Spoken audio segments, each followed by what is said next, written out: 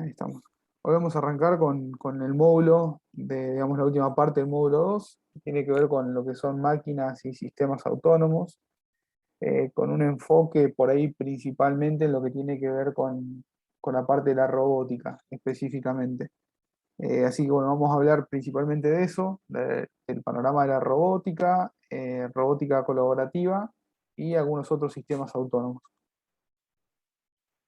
Bueno, los que están ya me conocen, ya nos presentamos la primera vez que nos vimos. Mi nombre es Emiliano Krapp. eh, Trabajo en Grupo CIE y soy docente de la UNLU. Eh, un poco para la idea de la charla de hoy, de la clase, es que podamos hacer una presentación, ver el temario, hacer algunas definiciones previas, hacer una introducción de todos los conceptos y después hablar un poco de lo que son las aplicaciones en la industria. Y dejar un pequeño espacio al final como para hacer alguna evolución y hablar un poco de las perspectivas desde el laburo de cada uno de nosotros.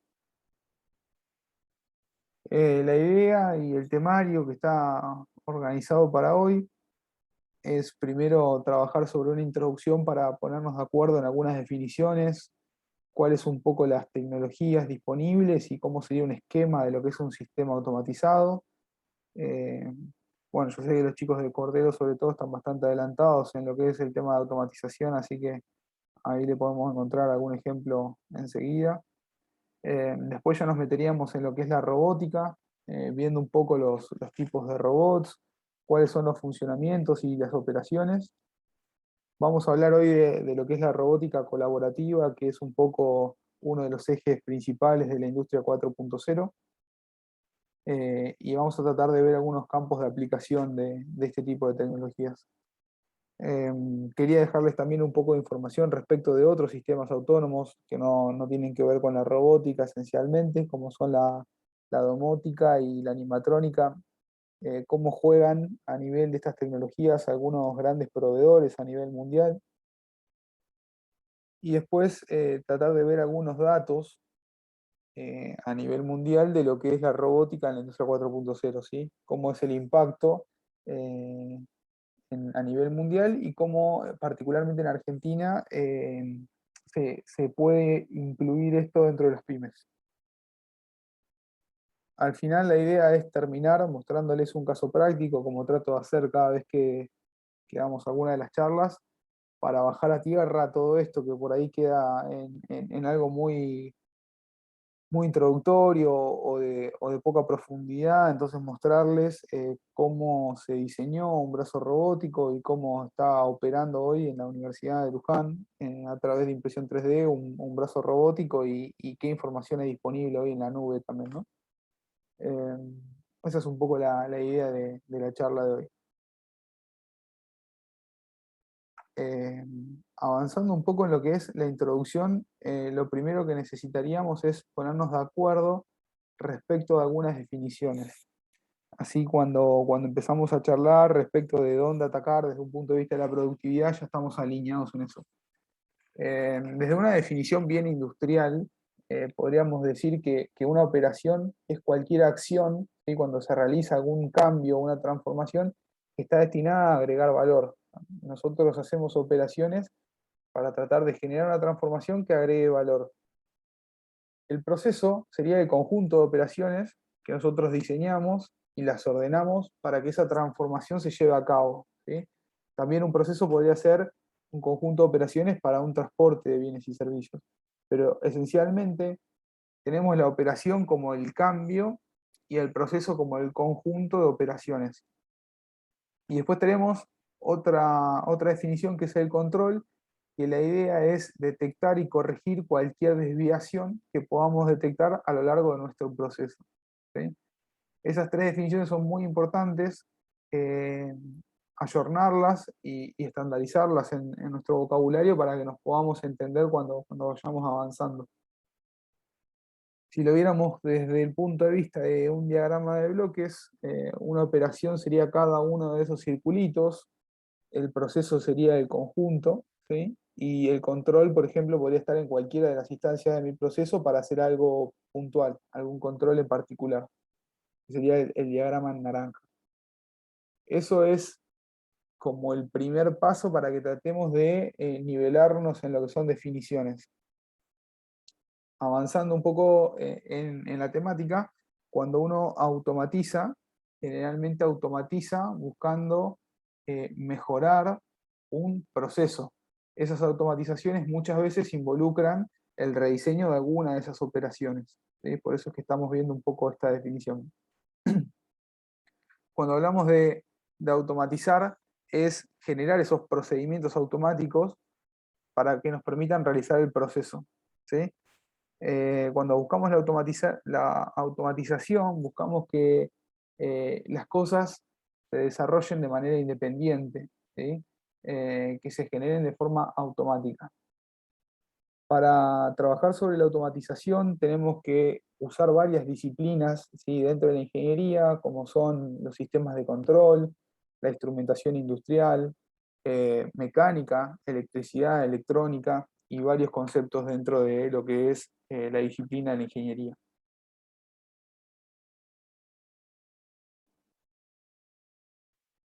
Bien, si seguimos,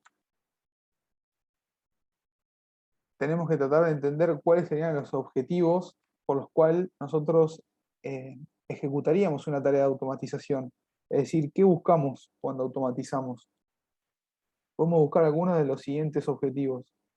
Por un lado, siempre estamos buscando la forma de reducir costos. ¿Sí? Eso es una de las tareas que nos lleva siempre que trabajamos sobre la producción, la automatización, ¿sí? Es la de reducir los costos. Otro objetivo, ¿sí? Puede ser mejorar las condiciones de trabajo a través de incorporar procesos automáticos que nos permitan manipular cargas, no exponer a las personas a riesgo o reemplazar tareas que pueden ser peligrosas.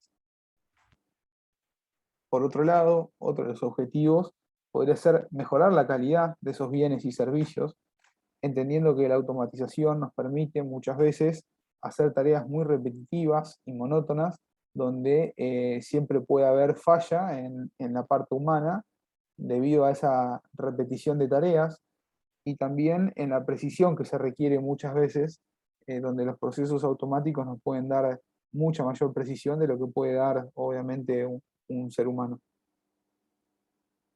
Otro objetivo puede ser directamente que podamos realizar acciones que antes eran imposibles sin el uso de tecnología. Bueno, ahí en la imagen se ven robots que son de uso medicinal, ¿no? Para lo que son cirugías y demás. Eh, con la llegada de la automatización se han roto muchas barreras respecto de qué se puede hacer y qué era imposible o impensado hasta hace un par de años.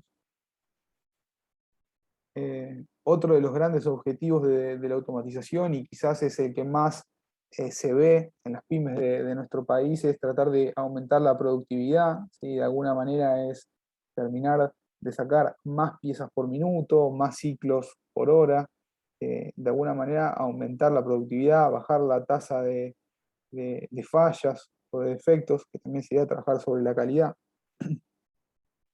Y el último objetivo que podemos identificar es que está muy vinculado con la industria 4.0, es empezar a integrar a la productividad con la gestión de nuestra empresa, ¿sí? A través de obtener información online de nuestros procesos productivos en la etapa de la base de la pirámide, es decir, directamente desde la producción y la operación, empezar a tener información que nos permita mejorar la gestión de la empresa. Esos son un poco los 6 objetivos más habituales que uno persigue, ¿sí? Cuando busca la automatización de alguno de los procesos productivos. Ahora, está bueno pensar que la industria 4.0 integra varias tecnologías, pero que esas tecnologías están difundidas, ¿sí? En una especie de pirámide, porque se van retroalimentando unas de otras. Esta pirámide es muy conocida en lo que es Industria 4.0, es probable que por ahí que ya la hayan visto, pero la vamos a usar para repasar un poco los conceptos que vamos a ver hoy. Eh, en un primer nivel, nosotros le llamamos el nivel de campo, ¿sí? Sería nuestra planta productiva. Es en donde tenemos instalados los sensores, los distintos actuadores, todos los dispositivos físicos que están presentes en el campo, los motores, los actuadores que pueden ser neumáticos, hidráulicos, pero toda la parte que está presente en la planta para nosotros es el nivel de campo. Ahí es donde se instalan también, por ejemplo, los sistemas automáticos que nos dan los inputs de entrada, ¿sí? Todas las señales de entrada. Después tenemos un nivel de control. El nivel de control estaría conformado por los PLC, ¿sí? Por todos los controladores, por los sistemas de PID, las computadoras. Ese es el segundo nivel, ¿sí? Que necesariamente se tiene que nutrir de la base de la pirámide, ¿sí? Interpretando las señales de los sensores y enviando acciones, salidas, que se ejecuten también en el nivel de campo. Después tenemos un tercer nivel, que es el nivel de supervisión, donde ya de alguna manera estamos intentando visualizar qué es lo que está pasando, ¿sí? Ese nivel de supervisión se alimenta del nivel de control, ¿sí? Y lo primero que se empezó a hacer en este nivel fue la incorporación de los sistemas SCADA. De alguna manera me permitía a mí tener un tablero de control, tener indicadores para poder monitorear mi proceso de manera online, ¿sí? Básicamente es el control y adquisición de datos de manera en línea, ¿sí? En el momento en el que están sucediendo las cosas. Luego de eso se incorpora un cuarto nivel que tiene que ver con el nivel de planificación a través del uso de softwares para planificación de producción, ¿sí? Entonces, eso empieza a interactuar con el SCADA, es decir, entre lo que yo planifico y lo que está pasando en el momento, ¿sí? Ese gap entre lo planificado y lo que sucede online es el gap que tengo entre el tercer y el cuarto nivel, eh, que muchas veces es importante poder medirlo para conocerlo, ¿sí? Si no pudiésemos medir lo que pasa en campo, sería muy difícil tener esa diferencia. Y el último nivel de la pirámide, ¿sí? Es el nivel de gestión, que es lo que estuvimos viendo en la clase pasada, que es cómo empiezan a jugar todos los sistemas de ERP, que son los sistemas de gestión integral de la empresa, que me permiten a mí de alguna manera juntar todos los otros niveles de la pirámide en un único tablero de comando donde ahora ya no tengo solo lo que pasa en el campo, sino que puedo tener, por ejemplo, lo que pasa en otros sectores, como calidad, recursos humanos, finanzas, y tener una visión global de la empresa. Ni hablar que esta última parte de la pirámide es mucho más importante cuando hay compañías que operan a nivel global, ¿no? Cuando operan de alguna manera con varias sedes, con varias sucursales y tienen que nutrirse de varias bases de pirámide.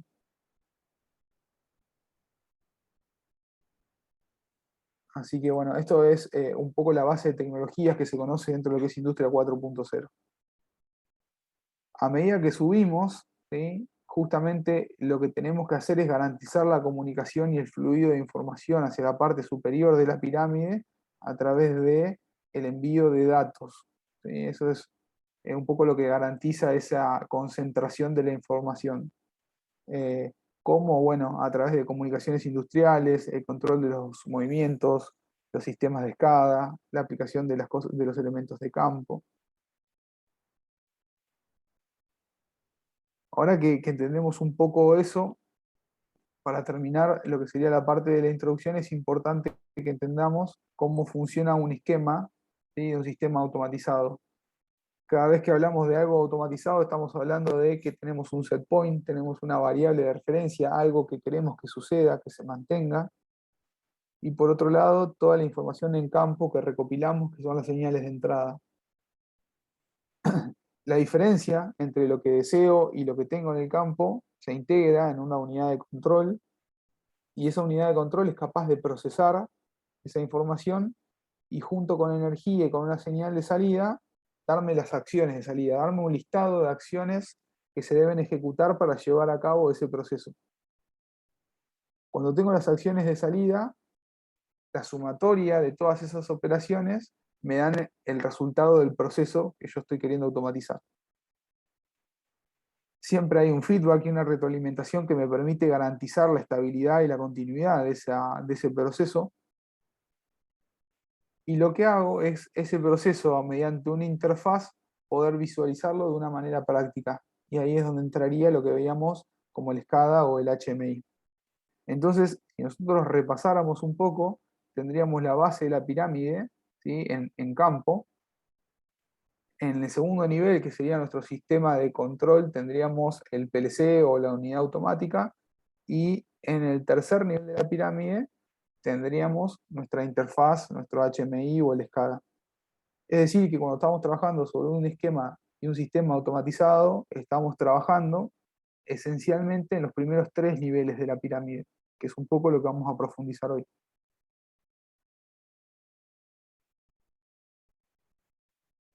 Bien, no pasa nada, Agustín. Buenas tardes, gracias por sumarte.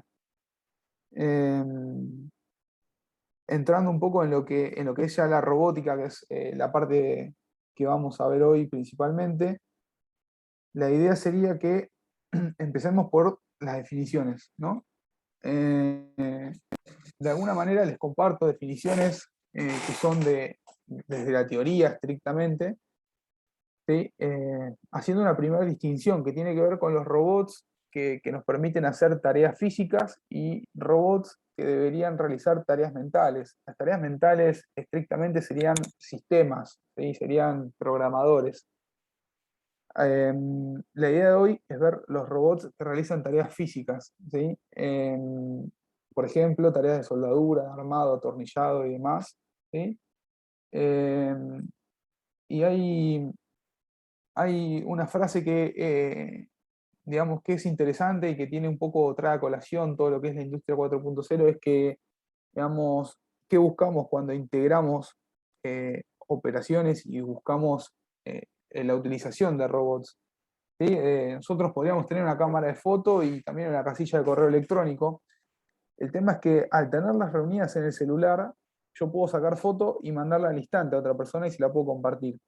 Eh, entonces, solamente el hecho de que se reúnan funcionalidades y se combinen y que puedan interactuar entre sí, eso aumenta mucho el espectro de las acciones que podemos llevar a cabo.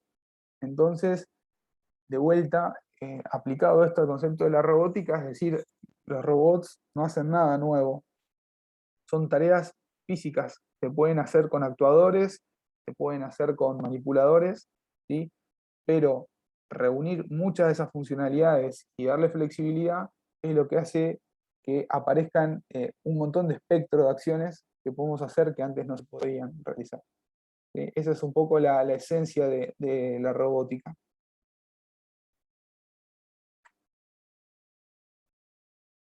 Bien, metiéndonos un poco ya en lo que serían los robots, sobre todo para aplicaciones industriales, tenemos que entender que hay algunas ramas bastante diferentes dentro del rubro. Por un lado tenemos los pioneros, ¿sí? Los primeros robots y más difundidos que tienen que ver con los robots cartesianos, ¿sí? Son esos robots que se mueven en los tres ejes con movimientos rectos, ¿sí? Eh, Fue un poco el origen. Después se desarrollaron robots SCARA que de alguna manera convertían esos tres ejes de movimiento que se mantienen con bastante más flexibilidad, ampliaba bastante el espectro de movimiento. Una de las empresas líderes a nivel robot de escala es la empresa Epson, la misma que fabrica las impresoras, ¿sí? Es una de las líderes en lo que son este tipo de robots. Uno de los más conocidos hoy por hoy es el robot antropomórfico, es el que más se ve en grandes industrias, sobre todo para acciones como montajes y soldadura, pintura también, ¿sí? Por el campo de aplicación que tiene este robot y la precisión, ¿sí? Vienen de 5, 6 y 7 ejes, ahora lo vamos a ver más adelante. Este robot es bastante más nuevo, es de los últimos años y empezó a difundirse con el auge de lo que es la logística. Los robots A y B o AGB, por las siglas en inglés, tienen que ver con lo que es la movilidad inteligente. Eh, Son muy utilizados en lo que son logísticas y depósitos para e-commerce, ¿sí? Apuntando a todo lo que son la manipulación y movimiento de cargas. Son específicos para eso y un poco uno de los brazos de fuerza de lo que es la industria 4.0, una de las nuevas tecnologías que vienen a incorporarse en los procesos productivos son los robots colaborativos, que también son conocidos como cobots, ¿sí? Lo que permite es interactuar de forma directa entre el trabajador y el robot, ¿sí? Sin riesgo. Ahora lo vamos a ir viendo con un poquito más de profundidad. Pero esencialmente, si hablamos de robots para aplicaciones industriales, sabemos que estos 5 tipos son las clases más difundidas hoy por hoy. Bien, el robot cartesiano, como veíamos, tiene 3 ejes principales de acción. Es el típico sistema, por ejemplo, de un router, de un CNC, ¿sí? Eh, Inclusive puede tener un cuarto eje que tiene que ver con la herramienta que puede haber en la punta, o sea, si rota, por ejemplo, si es una fresa o un láser. Eh, Ahí dice, bueno, que puede ser en voladizo o en pórtico. Y lo que es interesante también es que una variante que surge de este robot cartesiano es el robot que se conoce como tripod, que también lo deben haber visto porque es un sistema que se usa a veces para las impresoras 3D. Tiene la particularidad de que es un sistema que también integra 3 ejes. De hecho, van a ver que en la imagen hay un motor con un eje por cada uno de los lados, están distribuidos en 120 grados, y un cuarto instrumento en la punta. Y la particularidad que tiene este sistema de tripod es que nos da mucha más velocidad y es una estructura más liviana. Hay un robot muy difundido por la empresa alemana de Festo, que es un robot tripod que es muy popular para hacer pick and place, todo lo que son tareas digamos, de piqueo y de clasificación. Los robots tripod, sobre todo de Festo, son muy utilizados porque son estructuras livianas y con cierta flexibilidad, porque se pueden mover dentro de la línea productiva y nos permiten darle mucha velocidad a ese tipo de operaciones. Así que bueno, todo lo que es robots cartesianos han ido evolucionando un poco hacia sistemas más de trípode, y ya los robots cartesianos se quedaron un poco más en lo que son procesos de CNC, de corte, de todo lo que son pantógrafos, utilizan este tipo de tecnología. Después evolucionaron hacia un robot del tipo SCARA, ¿sí? Lo que mejora respecto a los sistemas cartesianos es que tiene mayor grado de libertad, ¿sí? Donde ya tenemos un eje rotativo, ¿sí? Un centro que es rotativo y nos permite ampliar el campo de acción, y dando más alcance. También son robots que presentan una muy buena velocidad de trabajo, ¿sí? Y que son muy precisos a la hora de hacer tareas repetitivas. Eh, Están un poco en desuso, ¿sí? Hoy los robots antropomórficos los han reemplazado y están un poco más relegados a lo que son directamente el montaje sobre líneas de producción, como la imagen que podemos ver. Eh, Como les decía, hay empresas muy importantes a nivel mundial que trabajan este tipo de robots. Las más importantes son Epson y ABB, que también trabajan mucho este tipo de robots. Este tercer tipo es un poco la estrella de la industria hasta hace un par de años, ¿sí? Hay grandes actores a nivel mundial que fabrican este tipo de robots. ABB, KUKA es una de las pioneras, que hace poco se terminó de instalar en Argentina. Eh, un tipo de robot que es muy difundido, sobre todo en lo que es la industria automotriz, eh, para hacer procesos de soldadura, de montaje y de pintura, como grandes las aplicaciones. Pueden ver que la mayoría de los robots tienen entre 5 y 6 ejes, ¿sí? Son los movimientos que tiene el brazo, y muchas veces se agrega un séptimo eje, que es una especie de track, y lo que me permite es desplazar el brazo completo, ¿sí? Entonces ahí también logro tener mucha más flexibilidad, y eso lo vemos generalmente en procesos de montaje, no tanto en los procesos de pintura, de soldadura ni manipulación. pero bueno, esto también se incorporó una vez que se empezó a difundir esa tecnología como la posibilidad de agregar un eje. Es bastante complejo porque son sistemas que son generalmente pesados y además no están diseñados para interactuar con el trabajador, por lo cual hay que restringir el perímetro. Entonces, si nosotros le damos el séptimo eje de movilidad, también tenemos que ampliar el área de trabajo y el trabajador no puede acceder a un área mayor.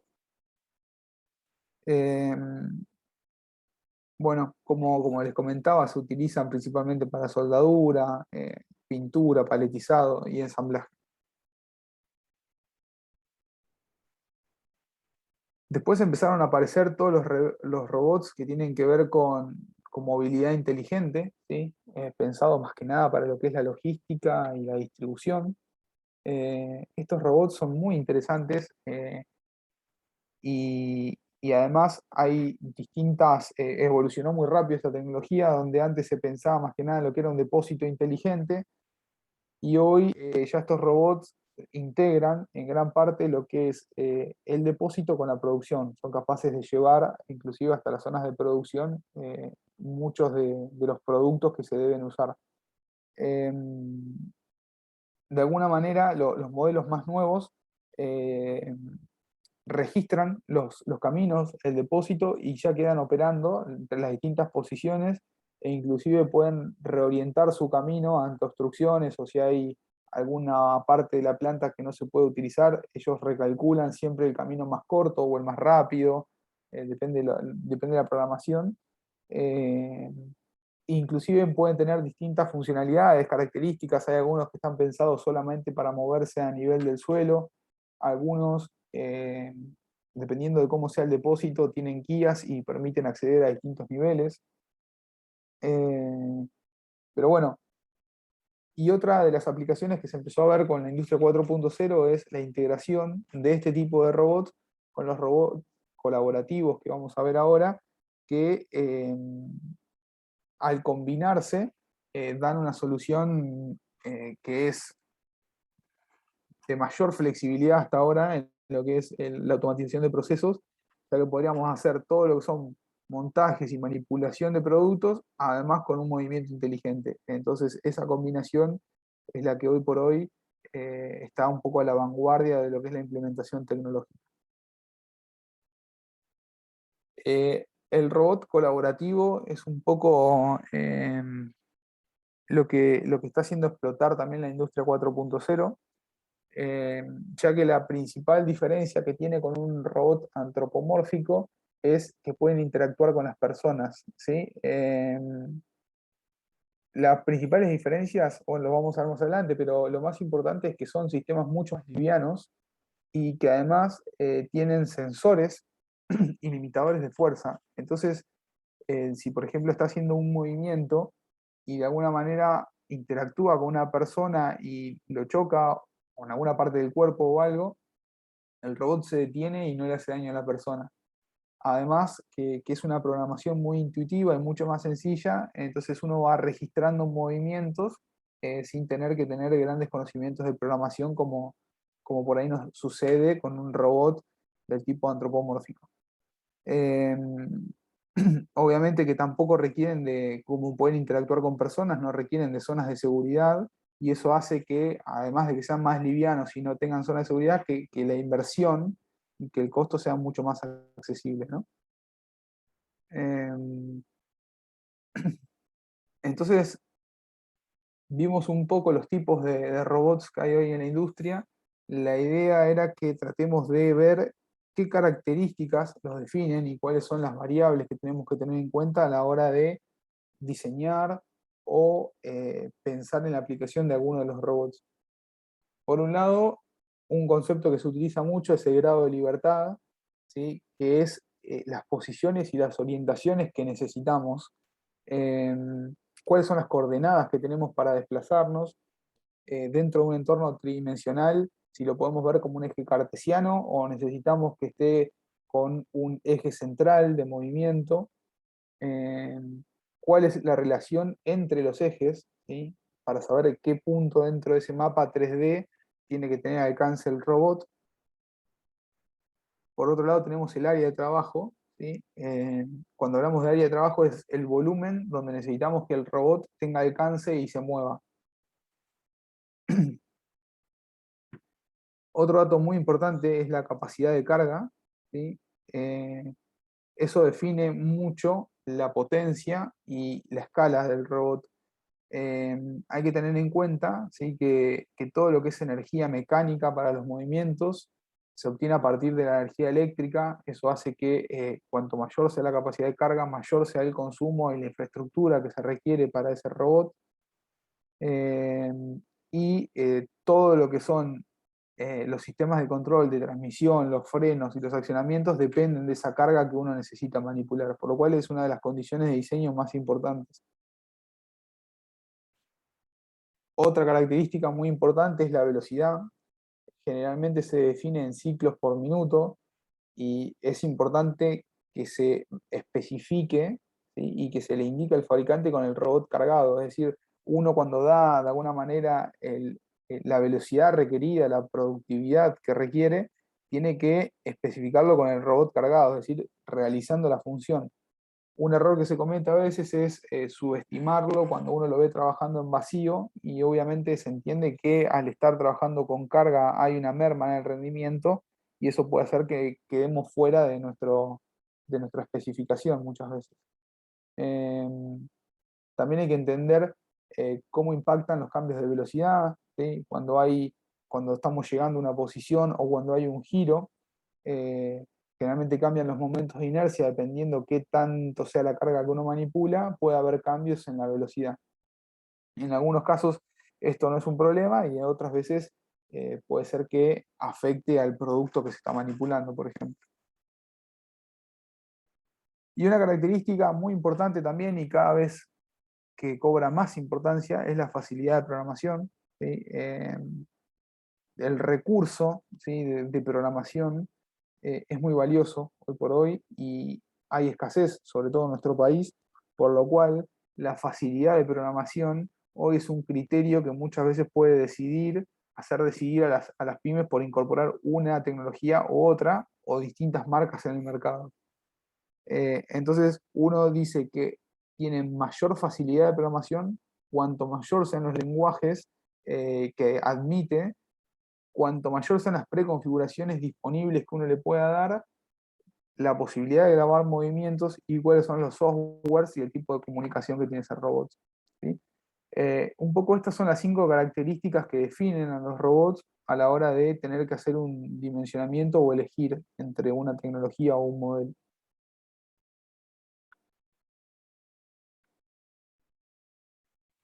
Bien, entonces, si hablamos de robotizar procesos, ya una escala más de lo que es la automatización, decimos que de alguna manera siempre queremos trabajar sobre lo que hablamos hoy al principio, que es reducir los costos y además trabajar directamente sobre la producción y la calidad. En ese sentido, podemos ver algunos impactos, ¿sí? Cuando trabajamos en la robotización, estamos tratando de, además de todo eso, aumentar la disponibilidad, ¿sí? Tenemos que tener en cuenta que un robot siempre debería estar operativo, obviamente cuando tenga los servicios que tiene que tener, pero debería aumentar la disponibilidad en términos de que no se toman recreos, porque, digamos, no hay ausencias y siempre están disponibles para hacer la misma tarea a la que uno le programe. Mejora los tiempos de procesos, es decir, impacta directamente sobre la productividad. Estamos buscando algo que lo haga más rápido, más veloz, que sea más repetitivo, entonces eso nos debería impactar directamente en el tiempo de proceso. Debería aumentar la flexibilidad. ¿A qué vamos con esto? Depende sobre todo qué tipo de robots incorporamos, pero pensando en robots del tipo colaborativo, por ejemplo, nosotros podemos grabarle una paleta de actividades, entonces es una solución que nos da mayor flexibilidad. Estamos a una escala más profunda de lo que es la automatización, que se hace sobre un proceso particular y que no es flexible. Al incorporar la robotización deberíamos estar aumentando la flexibilidad y la automatización de nuestro proceso. Por otro lado, mejorar la calidad del producto, ¿sí? Teniendo una solución que es mucho más precisa, mucho más repetitiva, podemos de alguna manera garantizar, ¿sí?, la calidad de nuestro producto. Bueno, de alguna manera, tema controversial, disminuye la dependencia de mano de obra, ¿sí? El lado positivo, nos permite sacar a la gente de tareas riesgosas, repetitivas, monótonas, y hacer una redistribución de funciones. Y ese es un poco el punto delicado que hoy está enfrentando un mundo más automatizado, que tiene que ver de cómo se redistribuyen esas funciones, ¿no? Muchas veces esa redistribución tiene una barrera de ingreso que es el conocimiento, por lo cual para redistribuir a la gente hay que capacitarla y formarla para que pueda hacer otras tareas que quizás sean de mayor valor agregado, ¿no? Que tengan que ver con decisiones estratégicas, con el mantenimiento de los equipos y los sistemas, pero es un tema en discusión hoy a nivel mundial. Y el otro punto a tener en cuenta es que dependiendo de la solución, será mayor o menor el impacto de esto, pero que sí o sí vamos a necesitar personal capacitado para el mantenimiento y el control y la operación de este tipo de tecnología, ¿sí? No es lo mismo el nivel de personal calificado que necesitamos si tenemos un robot antropomórfico o AGV, inteligente de los depósitos, que si tenemos un robot colaborativo que ya se puede preconfigurar o un eje cartesiano que es mucho más sencillo. Sí, pero todos necesitan personal calificado. Bien, ¿cuáles son un poco las características que tenemos que tener en cuenta para elegir un robot? Ya estuvimos viendo algunas de las cosas que tienen que ver con los grados de libertad, la velocidad, la carga, cuando se define un robot, pero ya desde un punto de vista más de el proceso, nosotros tenemos que ser siempre muy conscientes del objetivo que va a tener nuestra automatización. Es decir, de alguna manera tendríamos que eh, pensar qué es lo que queremos automatizar, pero entenderlo desde la raíz. Ir a cada operación, a cada parte del proceso y entender qué es lo que buscamos automatizar y tener en cuenta además si dentro de esa implementación va a ser necesaria la interacción del hombre. Si es necesaria sí o sí, bueno, ya nos va a sacar ciertas tecnologías dentro de la paleta de opciones. Si no es necesaria la interacción del hombre o puede ser en una etapa posterior, eso nos da mayor libertad para elegir. Por otro lado, tenemos que tener en cuenta cuáles son los tiempos, la velocidad que necesitamos, ¿sí? No es lo mismo tener que pensar en un robot de trabajar de a cientos por minuto que miles por minuto, ¿sí? Y eso nos puede llevar muchas veces a tener que hacer cambios en el proceso o dividir el proceso en varias subprocesos más pequeños para poder hacer automatizaciones parciales.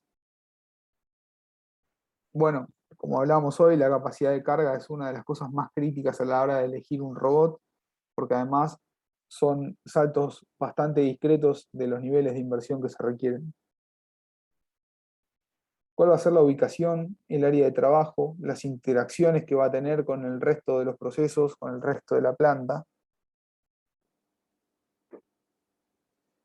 ¿Cuál es la flexibilidad que requiero? Puede pasar muchas veces que en el momento en el que vaya a implementar el robot no necesite flexibilidad, porque mi proceso es súper estandarizado, es una producción en línea, conocida, con productos conocidos y no necesite flexibilidad. O, como pasa en la mayoría de las pymes, hay una paleta de clientes, una paleta de productos y la flexibilidad es muy importante. Entonces, bueno, un poco tener en cuenta este factor hace que podamos optar por una tecnología o la otra. Y por último, cuál es la precisión y la repetitividad que necesitamos en nuestro proceso, que está de alguna manera ligado a los estándares de calidad que nosotros necesitamos para conocer también entre los distintos fabricantes y alternativas cuáles podrían ser las mejores soluciones.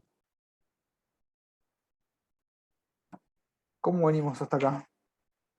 ¿Se entiende? Vengo muy rápido, bien entendiendo. De ahora estamos bien. Los cuartos. 10 puntos. Bueno, Buenísimo. Ahora ya nos vamos a meter un poquito en lo que es la robótica colaborativa, que es un poco lo más importante que quiero que se lleven hoy. Eh, es un poco la tendencia de lo que es el mercado de la robótica en estos últimos años. Eh, a ver, la idea, yo les voy a decir, hay una empresa que es líder a nivel mundial de lo que es la robótica colaborativa, que es Universal Robots, es una empresa nórdica, eh, que es el robot que vende la foto, es el que más está difundido, vende más robots colaborativos que todos los competidores juntos, ¿sí? Son un poco los que patentaron este tipo de robots. La idea es que son también llamados cobots y la idea es que tienen sensores en cada uno de esos ejes, como les comentaba hoy, que tienen, por un lado, un limitador de fuerza, un limitador de torque en sus motores. Entonces, cuando se encuentran una obstrucción, tienen la capacidad de frenarse, ¿sí? No generar daño en el trabajador. Y tienen otra cosa que es muy interesante, depende del modelo, que ante esa obstrucción muchas veces pueden recalcular el camino. Entonces, supongamos que uno tiene que definir una trayectoria de A a B en un entorno 3D dentro del área del robot, está definida. Estos robots tienen la capacidad de que en ese camino, si se encuentran con una obstrucción, no solo que no le hacen daño a la persona, sino que vuelven a elegir otro camino alternativo y si se chocan esa obstrucción, vuelven a recalcular y tienen ese proceso iterativo para tratar de lograr llegar al lugar que tienen que llegar. Y eso es algo muy valioso y novedoso dentro de esta tecnología y por eso es que son tan difundidos, ¿sí? Bien. Entonces, ¿cuáles son las principales diferencias que tienen este tipo de tecnología con el resto de los robots? La más importante, creo yo, es la facilidad de programación. Como es una solución que se pensó originalmente para pymes, por un lado, y por otro lado, para ganar en flexibilidad, necesariamente se trabajó sobre la facilidad de la programación.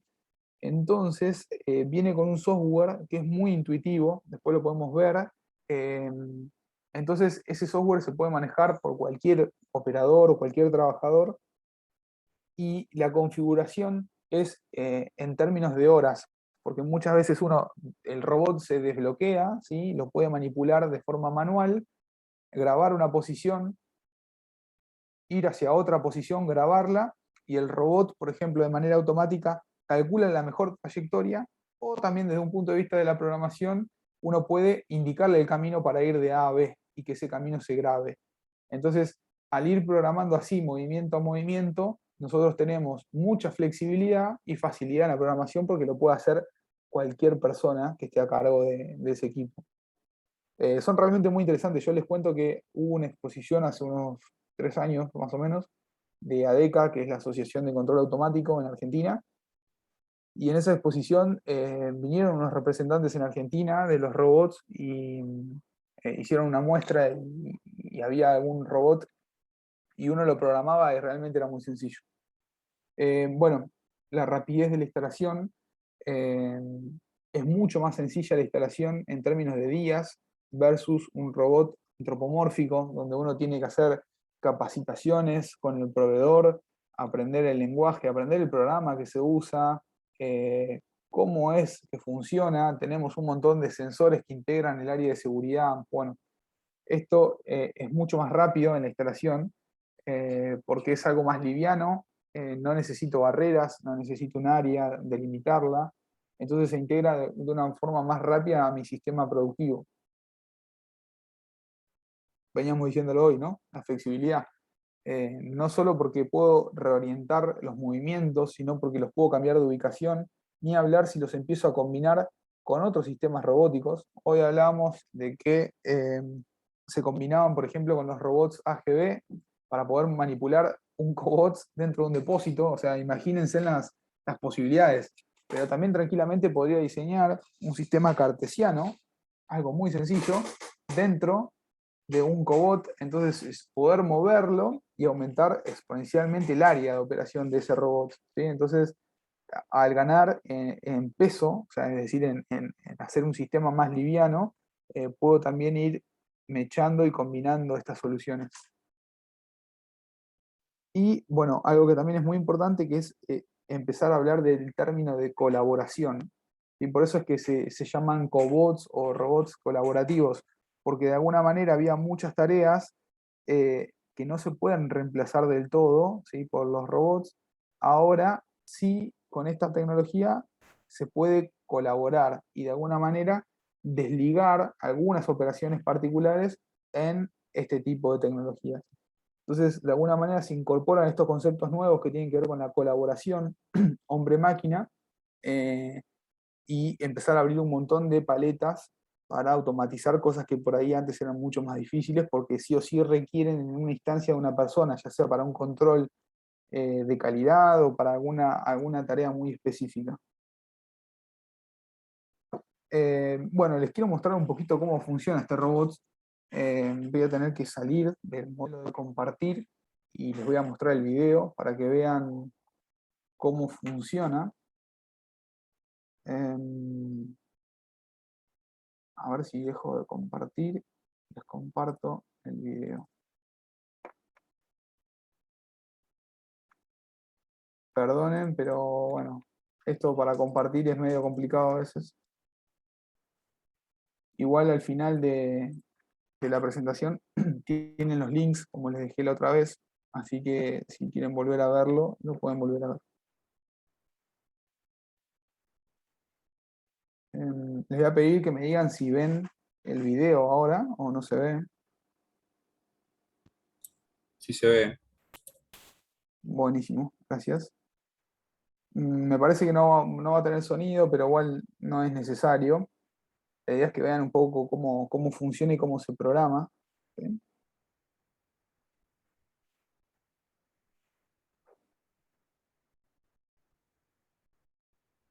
Ahí tienen la visualización 3D de cómo es el robot.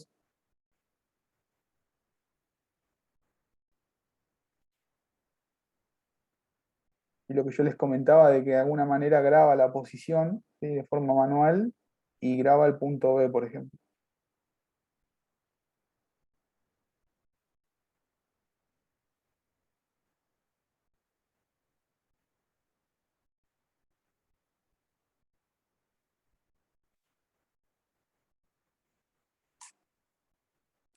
¿Sí? Le van grabando las distintas posiciones y así van armando la secuencia que quieren lograr. Por eso es que es muy flexible el sistema.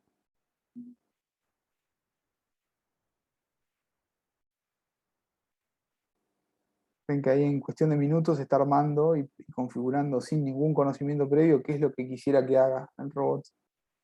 Ahí ven el árbol de tareas, cómo se va armando.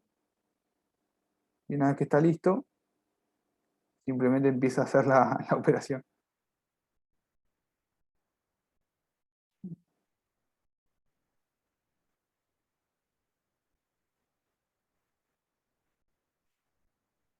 Ven que en ese caso respeta la misma trayectoria que le determinó la persona, copia siempre lo mismo.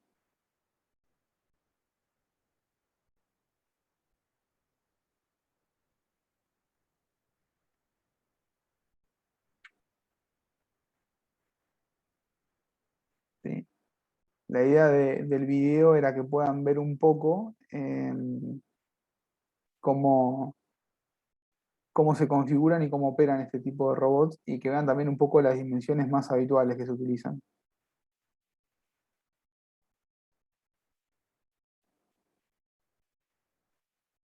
Después hay otro video eh, que quería mostrarles, pero me parece que ese sí, digamos, requiere sonido. Está, está en español, pero bueno, tiene los subtítulos. Y que es un poco la propaganda de Universal Robots, que lo que dice es, de alguna manera, esas tareas que son repetitivas y que requieren de personas.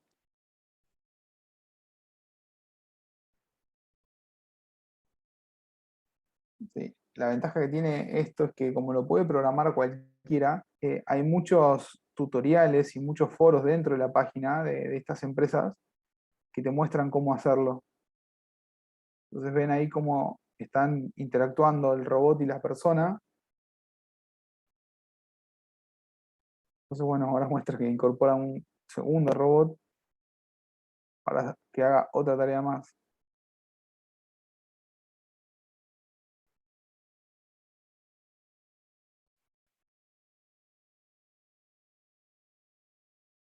Bien, y a esto es a lo que apunta un poco esta tecnología. ¿Sí? Fíjense en cómo interactúan eh, tanto los robots como los trabajadores. Esa es un poco la idea.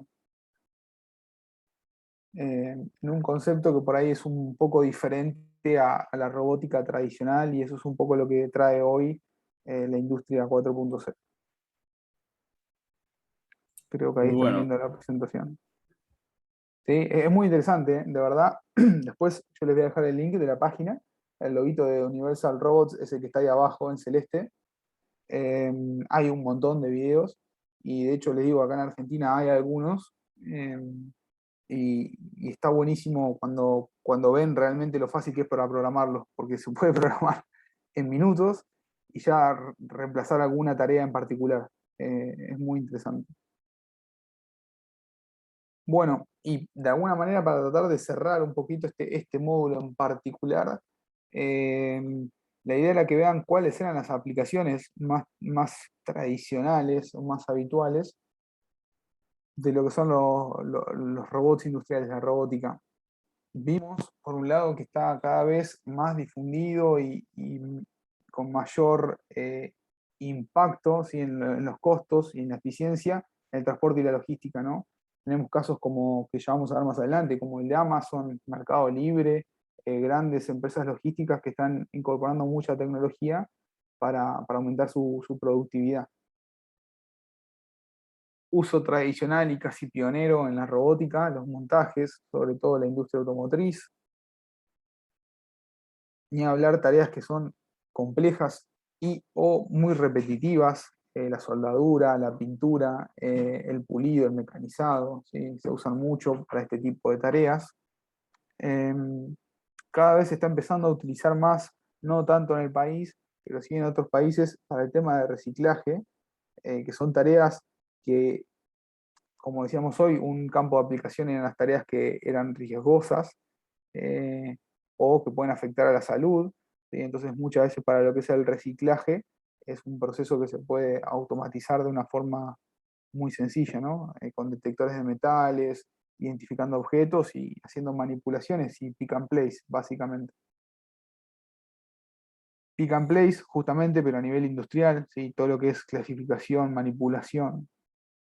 En- Ahí en Martínez hay una sede de Festo, eh, y tienen exhibido un tripod de escala industrial que tiene cargada algunas rutinas de pick and place, que es fantástico verlo por la velocidad que tiene, si alguna vez tienen la suerte de ir en alguna visita.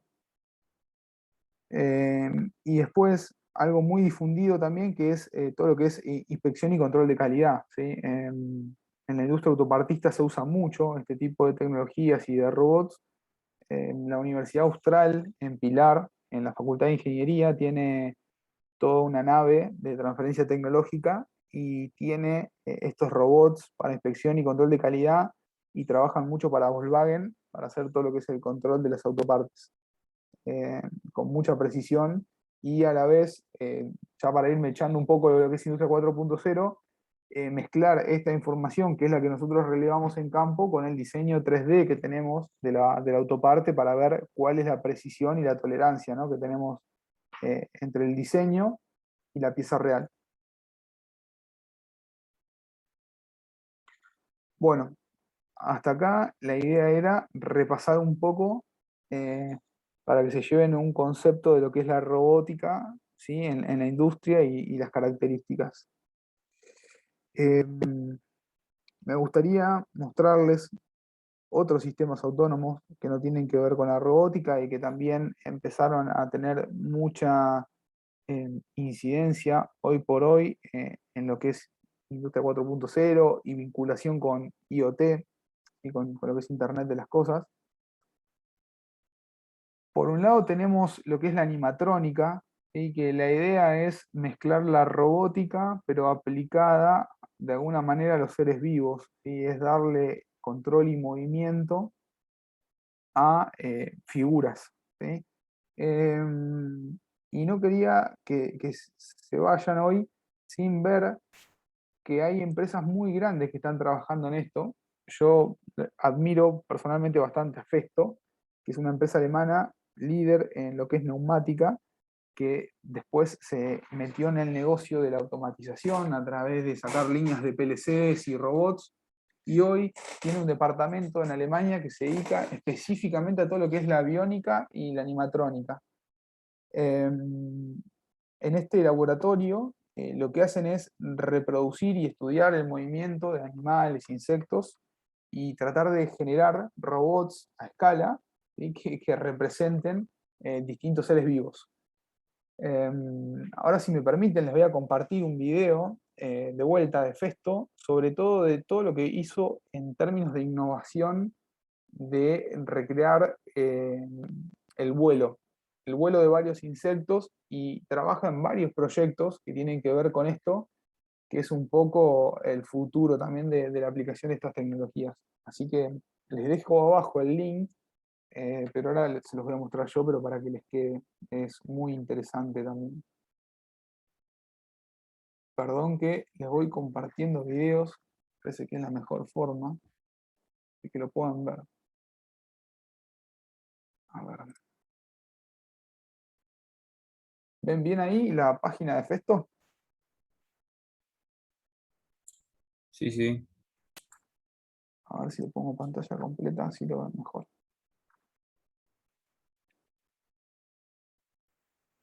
Solo tiene música, así que no se preocupen tanto por el sonido.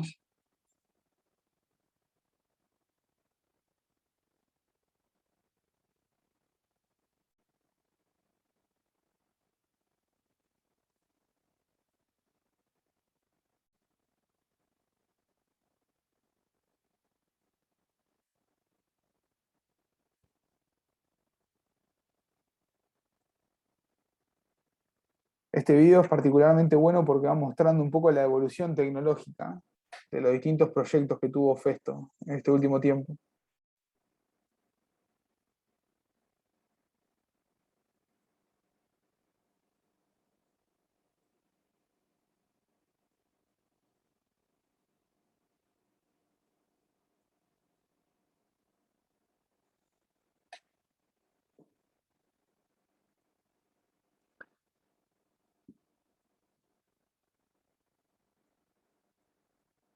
Si bien uno muchas veces lo ve como algo muy futurista, presten atención que son prototipos y diseños que tienen casi 10 años. Eh, no estamos hablando de futuro, estamos más bien hablando de presente y casi pasado en alguna de las cosas, ¿no? Hay países y empresas que están muy avanzadas en esto.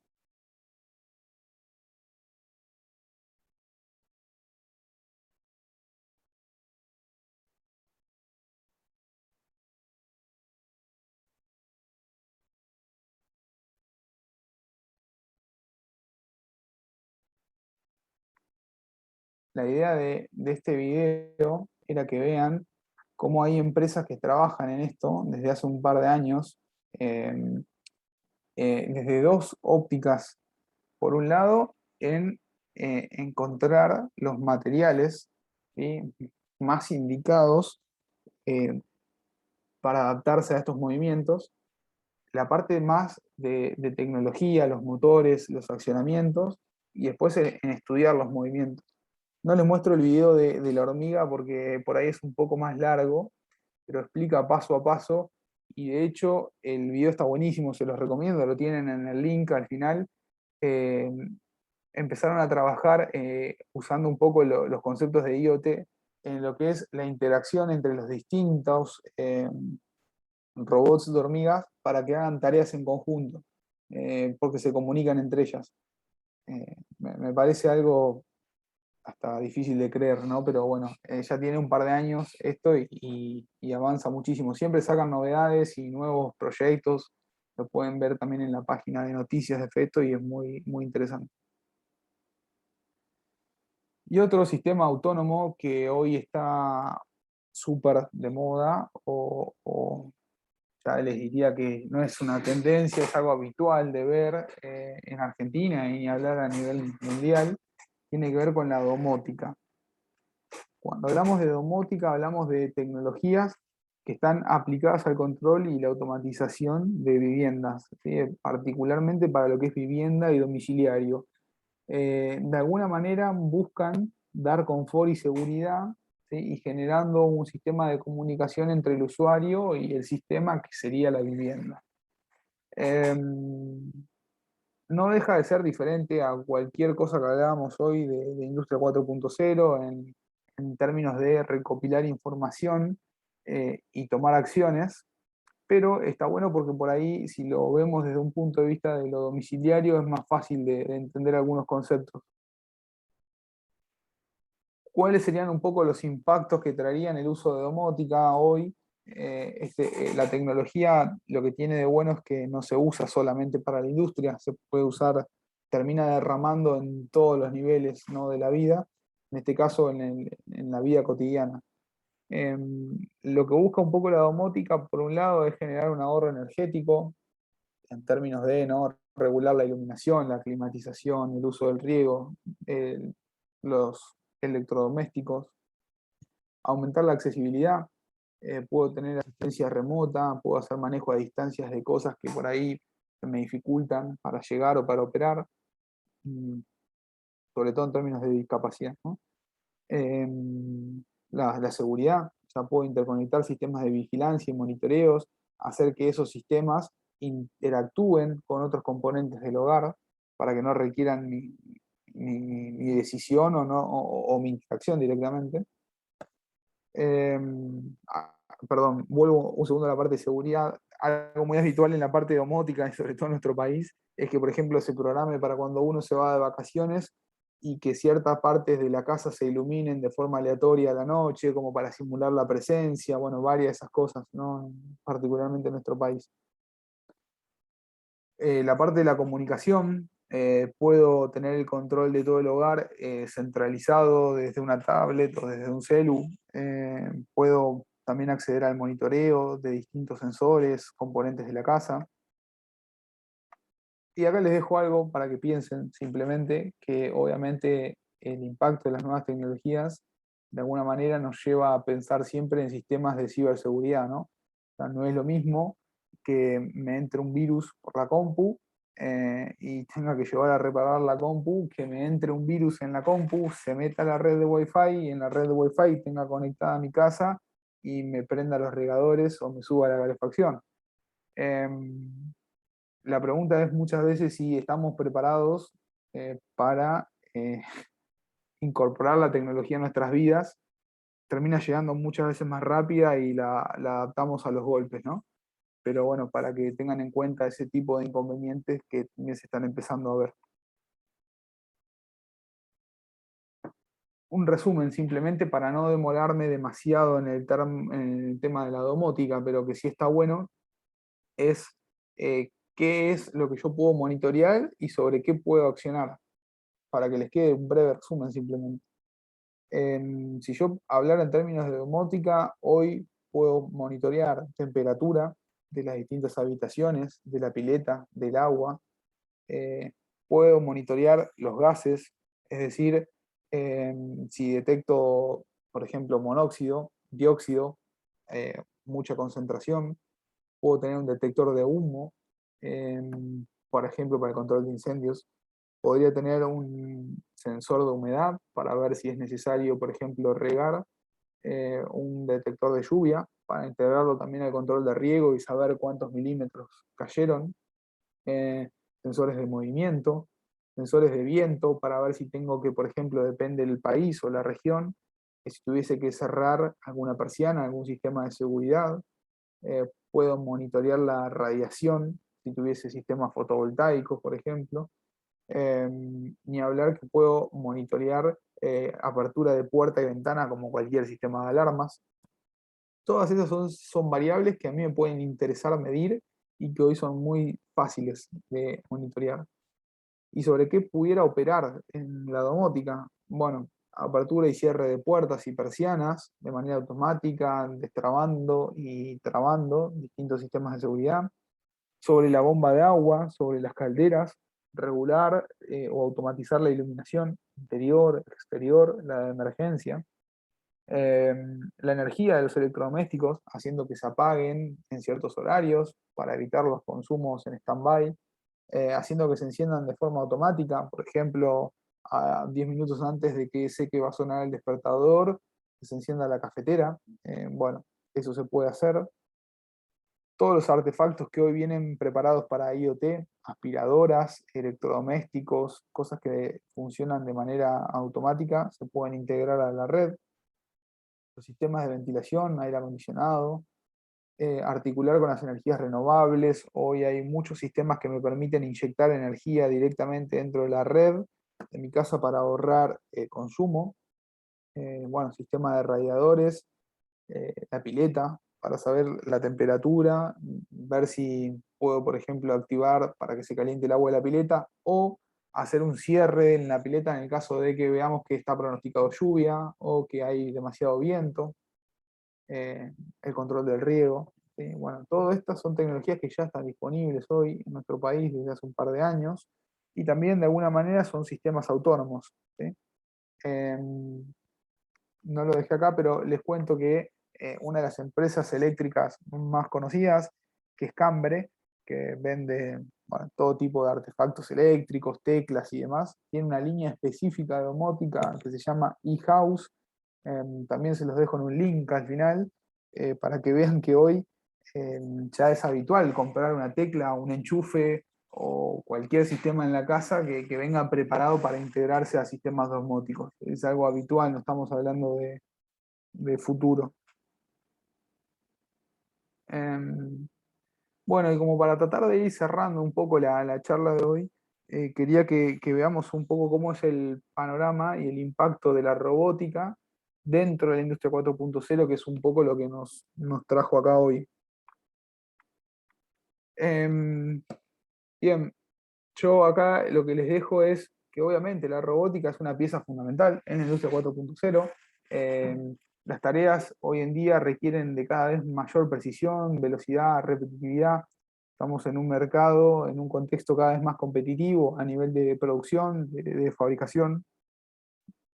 Eh, Hoy la tendencia en lo que es Industria 4.0 es buscar la colaboración entre las personas y los robots, ya no tanto entre tener que elegir entre un sistema o el otro, sino integrar lo mejor de cada uno, eh, que se dividan las tareas. ¿Sí?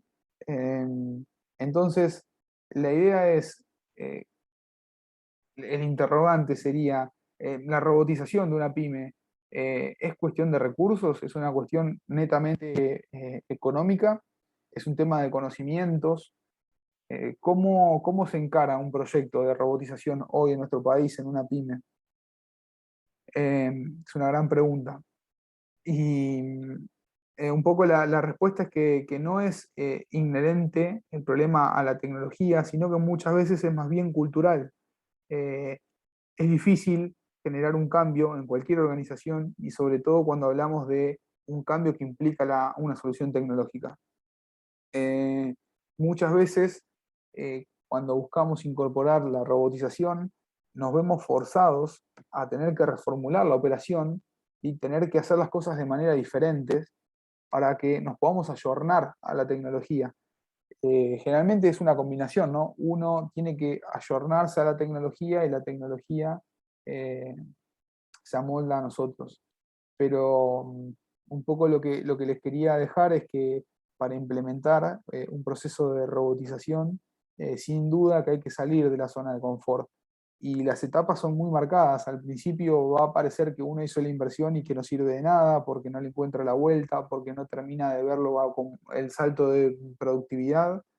Eh, pero si uno no es consciente de esto, de que es posible que tengan que hacerse las cosas diferentes y que haya que salir de esa zona de confort en términos de producción. Hay un montón de mañas que ya están dadas por hecho y que uno termina adoptando como un estándar. Bueno, como cualquier implementación tecnológica nos va a obligar a salir de esa zona de confort. Em, Bien, y otro concepto que es interesante para que lo tengan en cuenta es que el robot no puede funcionar de manera aislada, ¿sí? No es como una máquina, como un torno de CNC o algo que lo pongo ahí, le doy las piezas y lo saca.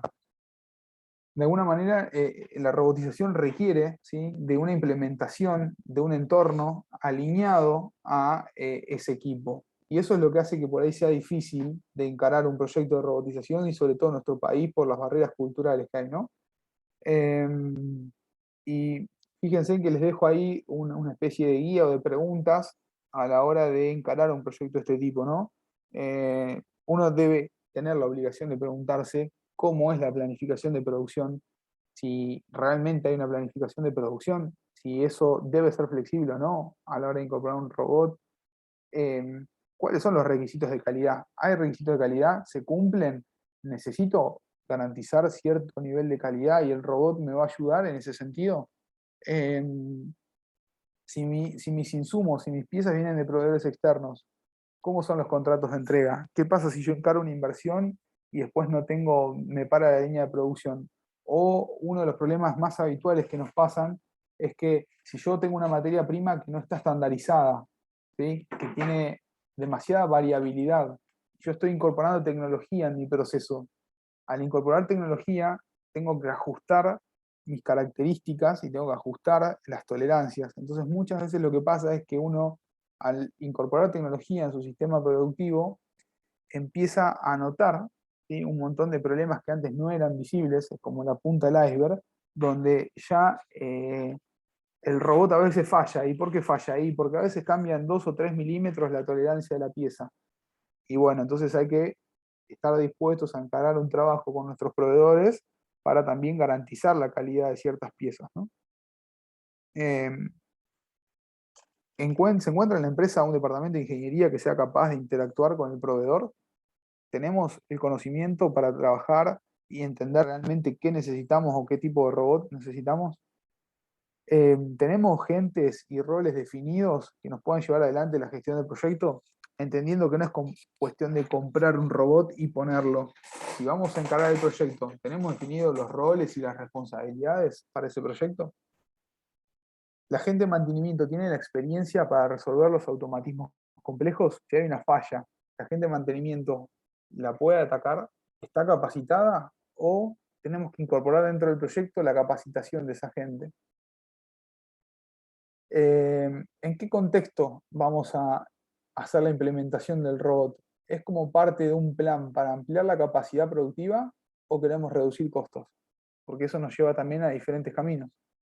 Entonces, bueno, todo esto es lo que hay que tener en cuenta a la hora de evaluar realmente la incorporación de la robótica en una pyme.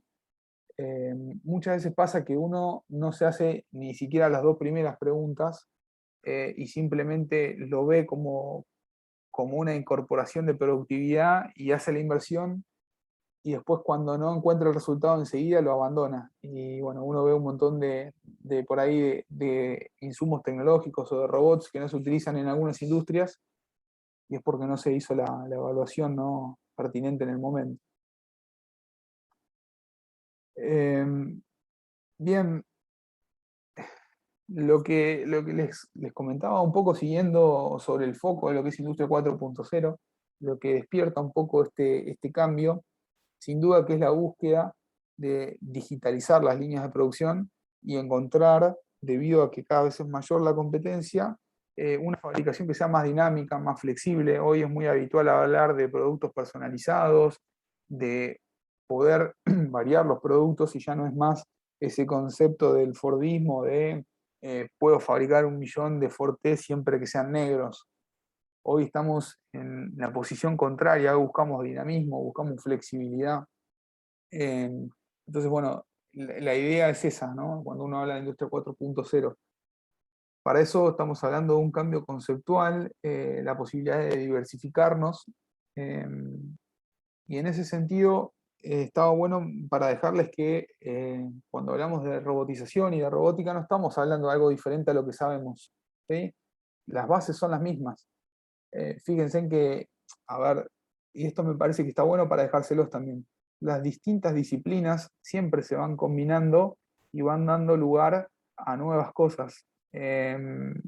Si mezclamos la electrónica, la mecánica, la informática y el control, en el centro vamos a llegar a la automatización y a la robótica porque usa parte de las 4 disciplinas, ¿sí? Cuando empezamos a integrar, por ejemplo, la mecánica con la informática, es donde aparecieron los programas de CAM, los programas de CAD que me permitían dibujar, hacer los despieces. Cuando mezclé el control con la informática, aparecieron los primeros controles digitales. La mezcla de la mecánica y la electrónica nos da, obviamente, ¿no?, la electromecánica y la posibilidad de integrar esos sistemas. Y en el centro, en la mezcla de las 4 disciplinas, es donde uno puede explotar la automatización y la robótica, que no es más que las 4 disciplinas integradas, ¿sí? Eso me parece que está bueno para que uno no pierda nunca lo que está en la base detrás de la tecnología. Bien, y otro concepto que me parece que está interesante para que veamos es de qué manera se empiezan a integrar las tecnologías dentro de lo que es la industria 4.0. Entonces, por ejemplo, algo que se está viendo mucho es una aplicación típica de la robótica, que es el pick and place.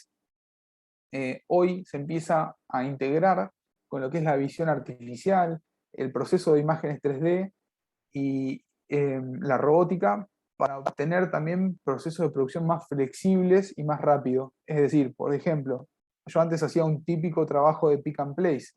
Hoy puedo usar cámaras de alta velocidad y definición para hacer un control de calidad integrado. Entonces, bueno, yo estoy haciendo pick and place, pero tomo foto de todas las piezas y controlo contra un patrón y ya hago el control de calidad. Entonces, hago control de calidad y hago pick and place. Y además, genero un historial que me permite tener trazabilidad porque tengo foto producto por producto. Y ahí es donde la industria 4.0 empieza a cobrar sentido, cuando empiezo a combinar e interactuar con todas las tecnologías, ¿sí? Esa aplicación de Pick and Place es un ejemplo muy fácil para entender cómo se combinan estas tecnologías.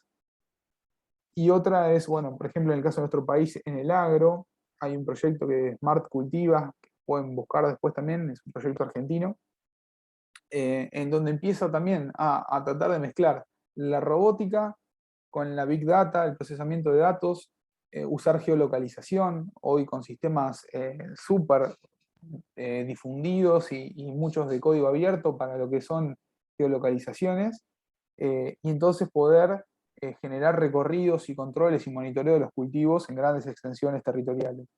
Ese también es otro caso de combinación de tecnologías en donde empieza de alguna manera a sacarle uno mucho más jugo a las soluciones. Esa es un poco la idea que yo les quería dejar hoy también, que la robotización y los sistemas autónomos son grandes pasos, pero uno encuentra realmente la posibilidad de explotarlos cuando los combina con otras tecnologías que terminan dando lo que hoy llamamos industria 4.0. La revolución industrial nueva tiene que ver con la combinación de todas estas tecnologías.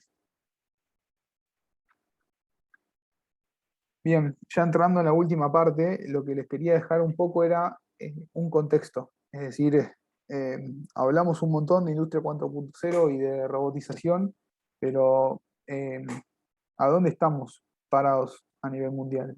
¿Hacia dónde va hoy la tendencia en el mundo? En ese sentido, hay una federación internacional, ¿sí?, de robots y está la organización de World Robotics, que nos dan mucha información estadística, que está buena para que consulten. También se los dejo en los links del final, pero acá pueden ver un poco cómo va creciendo, ¿sí?, la instalación de robots industriales año a año. Eh, si pudiésemos tomar una foto de los últimos 10 años, van a ver que se quintuplicó en los últimos 10 años la instalación de robots, por lo cual yo creo que la tendencia es bastante clara, ¿sí?, y estamos viendo cómo todas las industrias se están automatizando, por lo cual eso ya está sucediendo y lo que nos queda preguntarnos es, por un lado, qué va a hacer la gente que hoy ocupa lugares que van a ocupar los robots, y por otro lado, qué pasa a nivel Latinoamérica y en particular a nivel Argentina con esto. De alguna manera nos vamos a ver forzados a seguir el mismo camino o vamos a perder productividad poco a poco, ¿no? Y eso nos deja fuera en un mundo cada vez más globalizado. Pero bueno, estos son datos, son hechos. ¿Sí? Salvo el 2022, que es una proyección, y del 2019 al 2022 en realidad es una proyección, pero ya hay datos como para ir eh, llevando en concreto cada una de esas barras. Bien, ahí vimos a nivel mundial. Ahora lo interesante es que lo veamos por continente. Eh, Miren un poco cómo es la tendencia, ¿sí?, de la instalación de robots a nivel Asia, Australia, Europa y América. No sé si ustedes se imaginaban esto, yo no sé si me lo imaginaba tan así, pero la diferencia que hay en la incorporación en los países asiáticos, Corea del Sur, China, Japón, con respecto a Europa y al resto de los países de América. Si bien esto es bastante revelador, no sé si sería así, o nota una gran brecha, también de alguna manera muestra una oportunidad, ¿no?, y un desafío para tecnificar hoy la industria y todos nuestros procesos productivos en América, sobre todo en América Latina. Bueno, fíjense que yo les dejo ahí, qué interesante sería que nuestro objetivo sea agregar valor en las producciones primarias, ¿sí?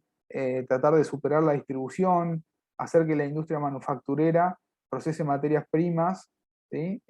Y así se generen mejor y mayores empleos. Suena casi utópico, ¿no? Pero, no. Eh, Eso permitiría también fortalecer las economías. La posibilidad que nos da hoy la automatización, la robotización, sería poder trabajar, ¿sí?, la industria primaria mucho más, ¿sí? Que es una industria bastante intensiva y es donde en América tenemos esa oportunidad. Por sectores, lo vimos a nivel global, después lo vimos a nivel regiones y hoy lo vemos a nivel sector. Los sectores que mayor incorporaron robots, ¿sí?, sin duda que es toda la parte de automoción, la parte de electrónica, el armado de celulares, de componentes electrónicos, la parte de metalúrgica y de maquinaria, eh, y bueno, la parte de otros que agrega un conglomerado de industrias. Lo que es interesante también de ver es que si bien la electrónica y la automoción son los que tienen mayor instalación de robots, vienen manteniendo una tasa los últimos 3 o 4 años, ¿sí? En cambio, lo que también podemos ver acá es que los otros rubros que venían corriendo mucho más de atrás, en estos últimos años aumentaron exponencialmente la instalación de robots. Y lo ven a los otros y a los no especificados, lo que nosotros llamaríamos pequeñas pymes, otros rubros industriales, empezaron exponencialmente en los últimos años a incorporar, aumentó mucho la tasa de instalación de robots a nivel mundial, ¿sí? Como que quizás al principio los robots eran para ciertos rubros muy marcados y hoy ya se están difundiendo en todo el resto de los rubros a nivel industrial. Eso es un poco lo que yo creo que muestra este gráfico. Y acá otra gran oportunidad que les quería mostrar, que es lo reciente que son el uso de los robots colaborativos. Si vieran en el 2017 y 2018, en los últimos años esto aumentó mucho más, pero no hay gráficos todavía estadísticos eh, formales. Pero miren qué poquita que era la participación, ¿sí?, de los robots colaborativos respecto a los robots industriales.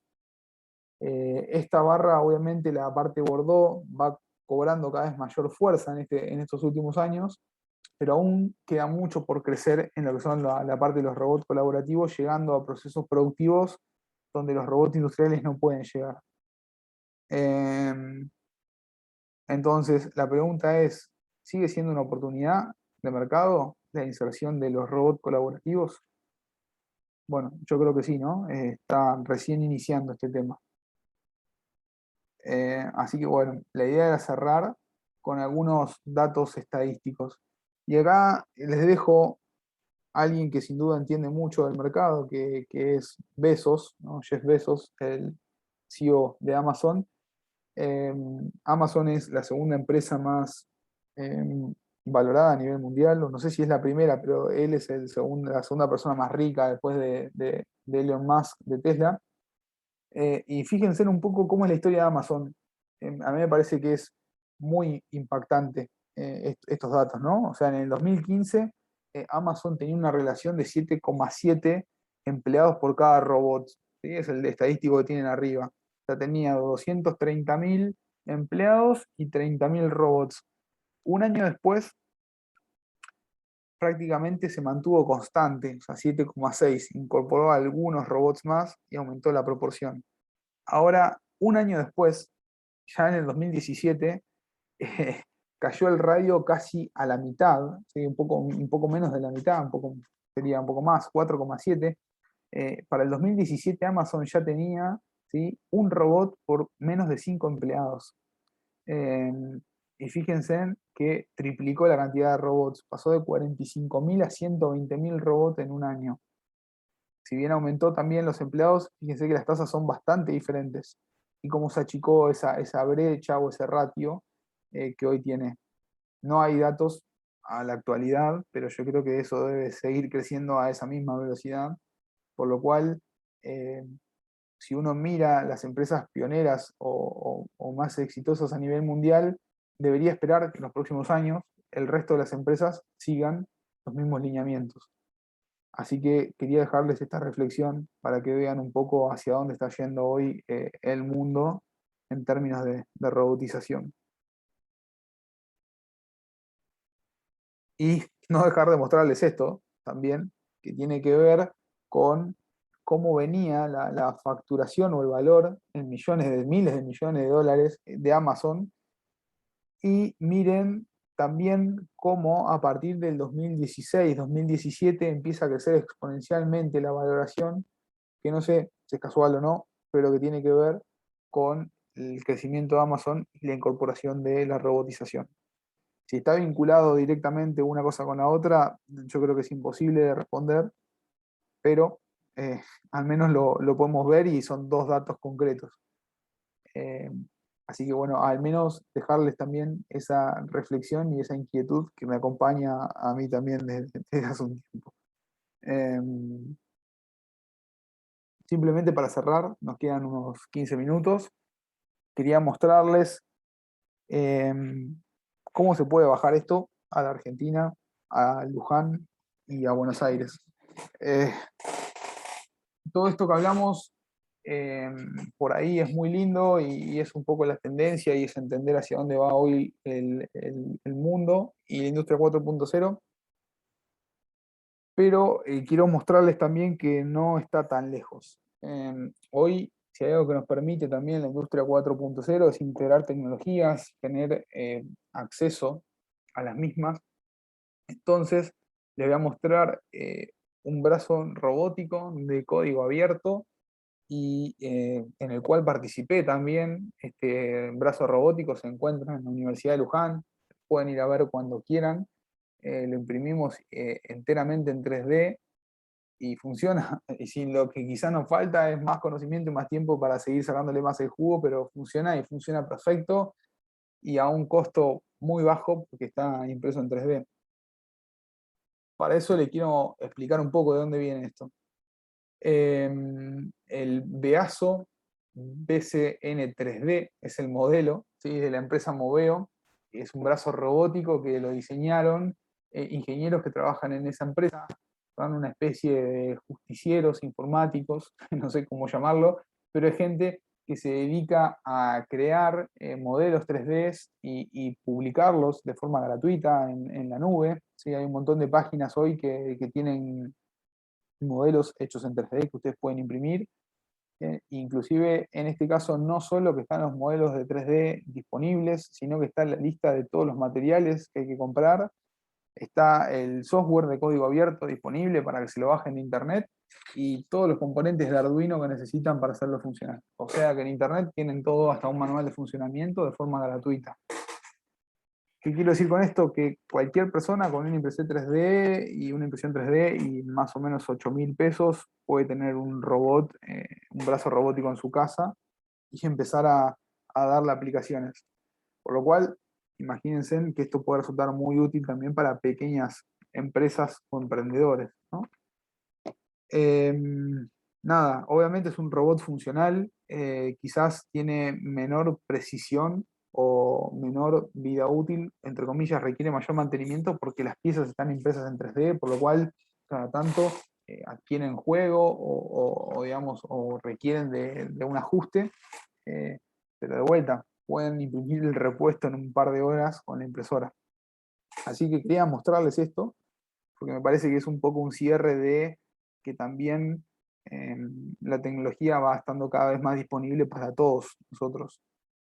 Eh, Esa es un poco la idea. Y acá, si me permiten, sí, me voy a tomar un tiempito para mostrarles el video de la empresa, de cómo son los diseños que han hecho. Les voy a compartir el video un segundo ya.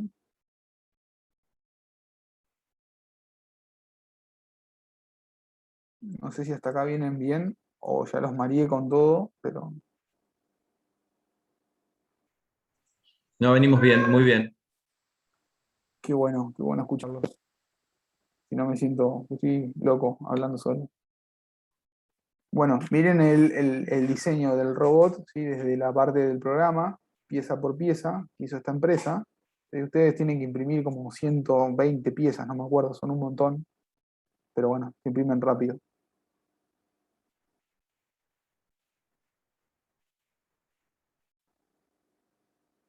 Cuando se descarga en la carpeta hasta viene todo ordenado por partes, por cada parte, digamos, por cada eje que tiene el robot.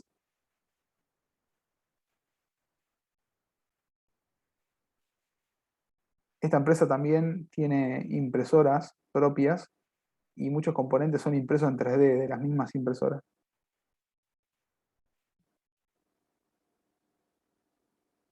Sí, bueno, ahí van imprimiendo en 3D cada uno de los componentes. Eh, Todos los componentes, ninguno tiene más de 15, 18 centímetros. Es bastante laburo ensamblarlo, no les quiero mentir. Hay que poner un montón de tornillos, insertar rodamientos, tuercas, pasar cables. Pero bueno, el resultado es ese, el brazo funcionando, ¿ven? Ahí,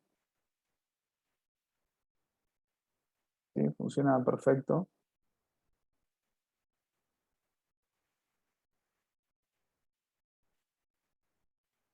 Bien, bueno, ese si quieren es el robot de esta gente. Em, a ver si están viendo la presentación ahora. De vuelta, ¿no? Sí, sí. Sí, se ve. Buenísimo. Ahí está. Bueno, lo que les quiero mostrar ahora, para terminar, es nosotros partimos de ese ideal, pensamos que iba a ser una pavada y nos largamos en la universidad a intentar hacerlo. Imprimimos las primeras piezas, conseguimos la correa para todo el sistema de movimiento, tuvimos que insertar los rodamientos, pieza por pieza, conseguirlos, rodamientos chinos, económicos, ¿no? Lo primero que conseguimos. Empezamos en la universidad a poquito a ir armando las piezas, cada uno de los módulos que imprimimos, están ahí. Empezamos a pasar los cables, los tornillos, a armar los ejes. El listado está con todos los planos detallados, la verdad que está muy bueno, ¿sí? Tuvimos que comprar los motores de Arduino, cada una de las cosas que nos pedía. Y bueno, fuimos imprimiendo las tapas, las terminaciones, ¿sí? Ahí lo pudimos armar, teniendo todas las piezas. Bueno, después tuvimos que juntar un poco de plata, en la UNLU muchas veces funciona a pulmón, hasta que conseguimos todos los componentes eléctricos y finalmente nos quedó así, armado, con todos los motores. Eh, la cajita que está abajo es una cajita donde está la plaquita de Arduino, nosotros le pusimos un cooler para que ventile mejor, porque es un espacio cerrado y todos los cables con las conexiones. Y bueno, quedó un brazo robótico funcional de código abierto, que es bastante difícil de programar, porque como todo código abierto es poco intuitivo, pero sin embargo uno le puede programar los movimientos y empezar a incursionar en el mundo de la robótica. Así que eso, me parecía que estaba bueno contarles la experiencia para bajar a la tierra algo que muchas veces queda como en el aire, y que solamente se requería una impresora 3D, unos 2 kilos más o menos de PLA y 8.000 pesos en componentes de Arduinos y electrónica. Emiliano, ¿te puedo hacer una consulta?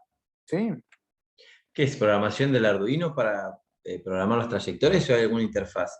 no, hay una interfaz que es de código abierto, que está buenísima, porque de alguna manera podés moverlo. O sea, lo que hace básicamente la interfaz de Arduino, vos usás la interfaz para mover posiciones en X y Z, y eso ya lo traduce en movimientos de cada uno de los servos de los ejes. Eh, Se empieza a complicar un poquito cuando necesitas grabar movimientos. O sea, para moverlo libremente es muy sencillo en X y Z, porque con esa interfaz vos lo movés y interpreta solo los motores, la mejor trayectoria. El problema es que cuando querés hacer una rutina, ahí se empieza a complicar, porque tenés que usar esa interfaz con Arduino, por ejemplo, para la apertura de las pinzas, los cierres y todo eso. Pero Perdóname igual está la bueno. curiosidad, ¿qué usan? ¿Arduino Mega o alguna otra cosa? Es una Mega, sí, sí, es una Mega. Bien. Una Mega 2560 Sí, la qué clásica. interesante, porque viste que por lo general se necesita así uno poder modificar las posiciones, las trayectorias. El otro día lo comento nada más. Vi un video de una empresa que fabrica pizzas con 2 robots más o menos de estas Exacto, características, pero siempre toma y deja en el mismo lugar, o sea que podría aplicar sí. tranquilamente.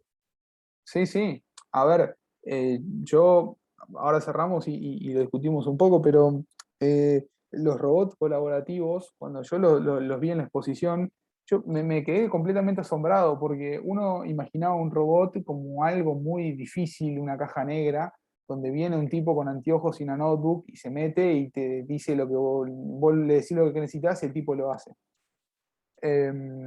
Y esto, la posibilidad de que uno lo mueva con la mano, y le grabe una posición, lo lleve a otro lado, lo grabe la posición y le diga, bueno, hace esto hoy. Mañana te enseño otra cosa y haces otra cosa.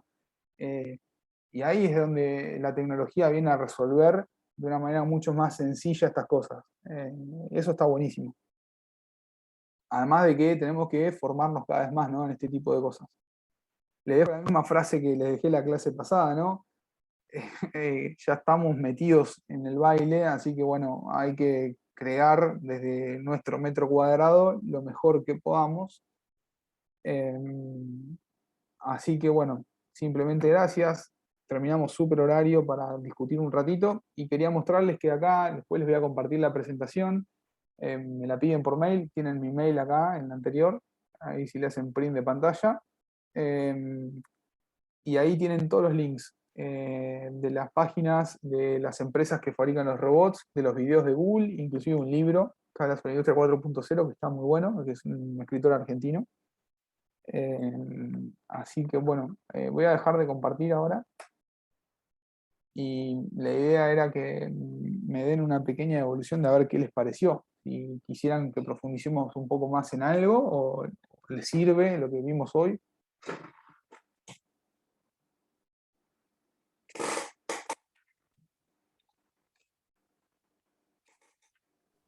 No, yo me quedo en lo que vos dijiste en una parte, que es lo que nosotros de la empresa intentamos hacer, que es el cambio cultural. Entonces, la idea de la capacitación un poco es que todos sepamos de lo que es, digamos, ¿no? No es cuestión de solo adquirir el hardware, por decirlo, un robot o lo que sea, sino que toda la empresa se forme en cuanto a todo esto que existe y lo que va a venir, y entonces surgen más ideas, y esa es un poco la idea nuestra que va de la mano de lo que vos explicabas, ¿no? Me parece.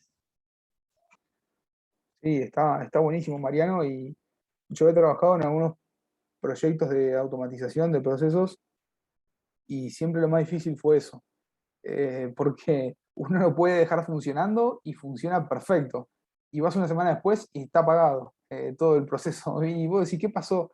Y no, preferimos seguir haciéndolo como antes porque no lo entendemos, o porque no sé, porque en una partida del hilo o de la masa, de lo que fuese, funcionó bien, pero ahora hay una partida nueva y ya no funciona, porque esto que le decía yo de la calidad de nuestros proveedores también para atrás tenemos que revisar. Entonces, si es muy variable en un proceso automático donde las tolerancias son más chicas, nos cambia y tenemos que recorregir, configurar, adaptar el proceso. Entonces, es un camino largo la implementación. Muchas veces es más largo que simplemente la inversión de comprar un robot o hacer un automatismo. Y eso es un cambio cultural. Es un cambio cultural que hay que trabajar y que no hay mucho tiempo, porque yo les comentaba, ¿no? Hoy estamos en un contexto global de productividad y si bien hay medidas de proteccionismo y demás, tarde o temprano hay que jugar contra todos y si uno no es productivo y no se adapta, es muy difícil sobrevivir. Lau, yo no sé si vos querés ya detener la grabación y terminar, hacer un cierre con algunas preguntas, creo que ya estamos. Dale, dale. La que corto. Pero bueno, gracias Mariano también por tu aporte. No sé bien en qué proyectos están trabajando, pero está buenísimo que al menos empiecen a trabajar en esta perspectiva. Sí, estamos muy, muy metidos intentando ir hacia donde va todo y hacia donde consideramos que es el único camino en realidad. Pero lo bueno es que también la dirección está muy involucrada con esto. O sea, no somos algunos entusiastas, por decirte de alguna manera, que Claro, queremos hacer esto solos. Somos un montón, la verdad que eso está bueno. qué bueno, eso está buenísimo. Está buenísimo porque si la dirección no acompaña, cae, seguro, ¿no? Tarde o temprano cae. Eh, Así que bueno, eh, no sé si hay alguna consulta más, si alguien quiere aportar algo. Yo te Eh, pregunto, vos dijiste sí, que en la UNLU está el robot, ¿ese se puede ir a ver? ¿Eso es así? ¿Cómo? Me interesaría conocerlo. sí, totalmente. Lo único, o sea, está en la UNLU, está en una oficina de docencia, eh, se puede tranquilamente coordinar. El equipo docente que lo tiene hoy está en máquinas térmicas y la parte de instrumentación y control, donde yo soy docente. Eh, lo único que, desgraciadamente, la UNLU no está con clases presenciales, o sea, tenemos clases virtuales y el Tenés robot quedó en la razón, está oficina. bien. Pero el año que viene, si Dios quiere, yo creo que ya vuelven las clases presenciales y ya hay dinámica, interacción, los docentes están todo el día y se puede pasar en cualquier momento a verlo. Nos quedó el proyecto justo terminado antes de la cuarentena, así que quedamos como que por la mitad. Lo empezamos a usar, hicimos un par de rutinas y nos cortó la pandemia. Pero está funcional, está las fotos que yo le mostré es de cómo quedó, de cómo lo hicimos. Sí, sí, está ahí. Está muy bueno, por eso les diría que no está tan lejano. Es un poco de tiempo en una impresora 3D y poca plata. Y perdoname, esto es curiosidad pura, no sé si aplica mucho al curso, pero en la UNLU, si no me equivoco, hay ingeniería industrial, que es lo más cercano a lo que puede ser un robot. ¿Pero quién hace toda la programación? ¿O tienen materias de programación? Es un poco, no tiene que ver con el curso, pero es curiosidad mía, digamos. Sí, es como que me estás dando un dardo justo No, en el talón tranquilo, de tranquilo. Aquiles, pero no, totalmente es ingeniería industrial. Es un proyecto que nació de 5 docentes que somos, que quisimos hacer eso, porque tenemos una impresora 3D. Yo doy clases en la UNLU en automación industrial, que es una materia optativa. Entonces, bueno, es una única materia de las 50 que tiene la carrera de ingeniería industrial que trata de hablar un poco de lo que es automatización. Obviamente que en una materia no se puede ver todo, pero ahí intentamos explicar un poco algunas cositas de programación, de PLC, y el proyecto era tratar de tener, aunque sean para mostrar algo de un brazo robótico. Así nació un poco No, el proyecto. mi comentario es más que nada porque me parece notable y me parece buenísimo, porque va que por ahí los profesores o los alumnos va más allá de por ahí lo que, del alcance que podría llegar a tener, ¿no? Me parece buenísimo desde mi lugar que no conozco, pero bueno, solo un comentario. Sí, no, es que está perfecto. De hecho, ahora yo soy un convencido de que uno se tiene que ayornar al mercado. O sea, o cuando forma gente, nosotros no dejamos de formar profesionales en la universidad, hay gente que va a salir al mercado, tiene que tratar de sacarlos preparados, o lo más preparados posible. Y hoy el mercado va hacia esto. Entonces, bueno, hay un montón de competencias que te pueden diferenciar, que tienen que ver con la programación, con entender el lenguaje, con la robótica, hoy son diferenciales en nuestro mercado. No hay profesionales tantos como los que se demandan para eso. Bueno, nosotros, obviamente, ingeniería industrial no está preparada para eso, no es una ingeniería informática, ni una ingeniería en sistemas, ni una ingeniería en automatización, hoy existe esa carrera también, pero bueno, al menos sí dar un conocimiento básico desde algunos talleres y algunas optativas. Esa es la idea. Muy bueno, la verdad. Bueno, gracias, Mariano. No sé si hay algún comentario más, si no, obviamente que agradecerles también el tiempo y la predisposición. Yo estoy siempre ahí a disposición para lo que necesiten. De hecho, nos volvemos a ver seguramente en el módulo 3 de vuelta. Es más, no sé si no nos vemos en la próxima clase, ya sí ya arranco con algunas cositas. Pero bueno, Clau, no sé si querés aportar algo más. Sí, no, que bueno, a mí se me cortó la conexión en el medio, así que no me deja parar la grabación. Siguió grabando, así que no, creo que no pasó nada. Ah, bueno, Eh, pero creo que los chicos de Cordero también se les cortó, no sé, Se cortó la luz, creo, por la zona, claro, digamos.